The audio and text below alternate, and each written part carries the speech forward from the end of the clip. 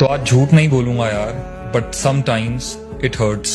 It hurts जब मैं हर किसी के लिए वक्त निकालता हूँ, पर जब मुझे वक्त की जरूरत होती है तो हर कोई कहीं ना कहीं बिजी होता है। इट हर्ट्स जब मैं हर किसी की फीलिंग्स का ध्यान रखने की कोशिश करता हूँ, पर लोग पता नहीं ये क्यों भूल जाते हैं कि मुझ में भी तो फीलिंग्स हैं। इट हर्ट्स जब मैं हर किसी के लो फेज में उनके साथ होता हूँ, पर जब कभी मैं लो होता हूँ तो मुझे पता होता है कि मुझे ही खुद को संभालना है, क्योंकि कोई और नहीं आएगा।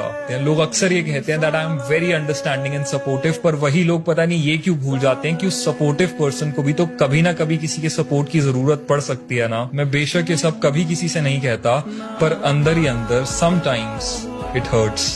इंसान से जब आप बहुत ज्यादा प्रेम की आशा रखते हो ना, आशा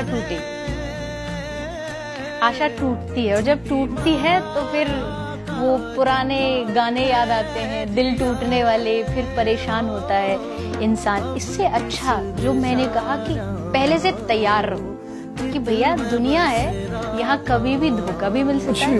हम इंसान हैं, we are human beings। हम धोखा देंगे तुम्हें।